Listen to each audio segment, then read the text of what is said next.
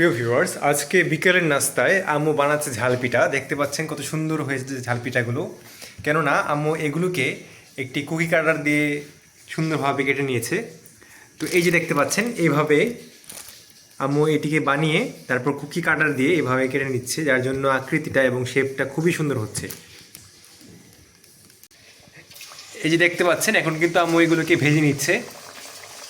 এগুলো কিন্তু মেইনলি বানানো হয়েছে আদা, রসুন, পেঁয়াজ, হলুদ, মরিচ, ধনিয়া এবং সবচেয়ে মেইন বিষয়টা হচ্ছে মৌরির যে ফ্লেভারটা আছে সেটা কিন্তু এগুলোর টেস্টটাকে আরও বেশি বাড়িয়ে দেয়।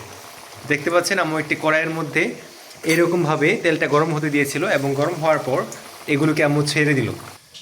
তো ওইগুলো হতে হতে আম্মু কিন্তু আরেকটা রুটি বানানোর ব্যবস্থা করছে, দেখতে পাচ্ছেন। তো রুটির মতো করে আরেকবার একটু এইভাবে ডলে তারপর কিন্তু এগুলো আম্মু কুকি কাটার দিয়ে কেটে ফেলবে। দেখতে পাচ্ছেন কত সুন্দরভাবে জিনিসটা হচ্ছে। এইখানে দেখুন কুকি কাটারের যে সেটটা আছে, এই যে এটা আম্মু সবগুলো একসাথে 120 টাকা দিয়ে কিনেছিল। তো এগুলো দিয়ে কিন্তু যদি আপনারা ঝাল পিঠাটা বানান তাহলে দেখবেন অনেকটাই সুন্দর লাগছে। নর্মালি কিন্তু আমরা ঝাল পিঠাটাকে এইভাবে বানাই, দেখতে পাচ্ছেন। তো এইভাবে বানানোর পরেও আম্মু কিন্তু ইউনিকভাবে এইভাবে ট্রাই করলো। কেননা এইভাবে যদি আপনারা সুন্দরভাবে জিনিসটা বানান তাহলে অতিথিদেরকে খুবই সহজে সন্তুষ্ট করা যায়। তো অতিথিদেরকে সন্তুষ্ট করার জন্য আপনারা কিন্তু এইভাবে সুন্দরভাবে বানাতে পারেন এবং সুন্দরভাবে পরিবেশন করতে পারেন। কেননা পরিবেশনের উপরও কিন্তু খাবারের স্বাদটা অনেকটাই বেড়ে যায় যদি সুন্দরভাবে খাবারটা পরিবেশন করা হয়। আর যে উপকরণগুলো বললাম সেগুলোর সাথে হালকা চালের গুঁড়ো মিশিয়ে খুব সহজেই কিন্তু আপনারা এইভাবে ঝাল পিঠাটা বানাতে পারেন এবং দেখবেন যে জিনিসটার টেস্টটাও অনেকটাই বেড়ে যায়।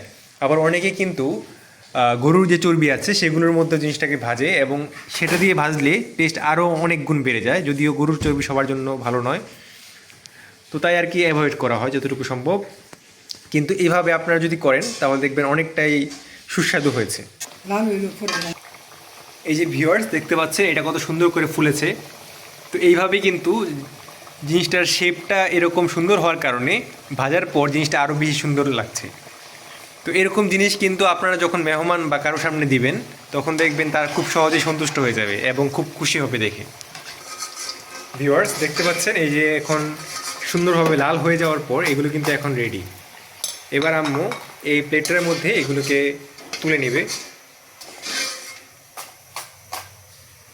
এই যে দেখতে পাচ্ছেন।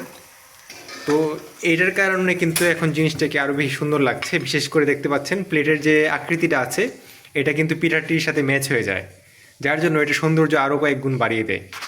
তো ভিউয়ার্স আজকে এই ছিল আমাদের এই স্পেশাল রেসিপি।